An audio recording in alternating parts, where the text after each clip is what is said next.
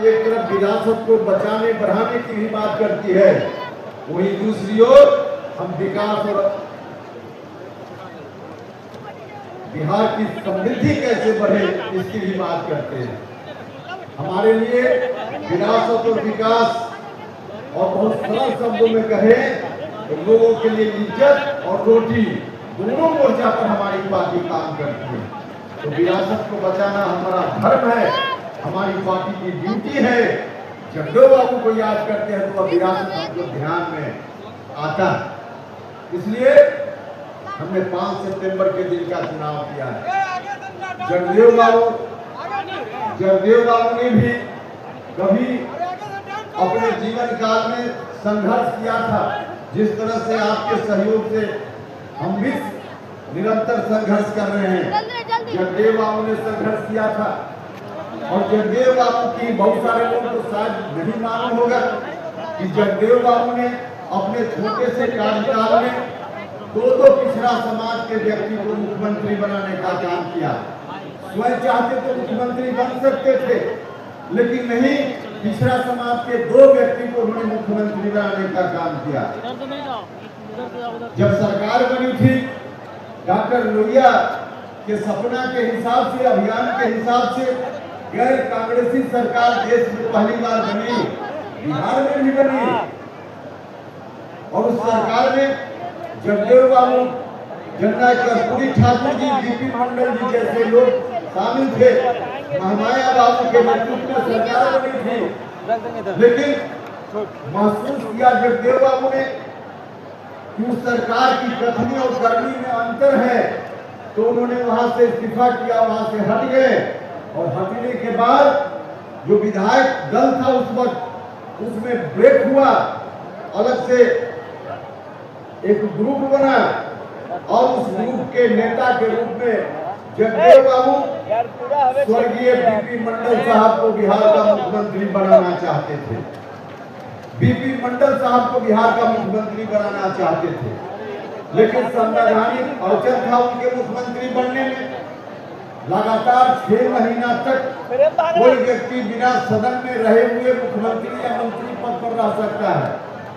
तो 6 महीना का कार्यकाल उस समय की सरकार में बीपी मंडल साहब ने पूरा कर लिया था। उस वक्त किसी सदन के सदस्य नहीं थे, तो गवर्नर साहब ने, तत्कालीन राज्यपाल ने कहा कि हम इनको शपथ दिलाने में हमको दिक्कत है, हम शपथ नहीं दिला पाएंगे, क्योंकि किसी सदन के सदस्य नहीं है फिलहाल, और 6 महीना तक मंत्री रह चुके हैं। तब जगदेव बाबू ने बीच का रास्ता निकाला, और सही सतीश प्रसाद सिंह, जिनको 2 दिन 3 दिन के लिए मुख्यमंत्री बनने का सौभाग्य प्राप्त हुआ, उनके नेतृत्व में तब सरकार बनी। जगदेव बाबू ने सतीश बाबू को मुख्यमंत्री बनाया, 2-3 दिन के लिए मुख्यमंत्री बने। अब बहुत लोग वही 2-3 दिन देखकर अपना सीना चौड़ा करते हैं कि हमारा भी इतिहास में नाम हो गया, बिहार के मुख्यमंत्री बन गए। अरे भैया, आपका तो स्वर्ण काल रहा है, आपकी ख्याति तो शासक के रूप में बिहार क्या, देश से बाहर आज जो देश का नक्शा है उससे कई गुना बड़ा हिस्सा में साम्राज्य रहा है, वह शासन रहा है।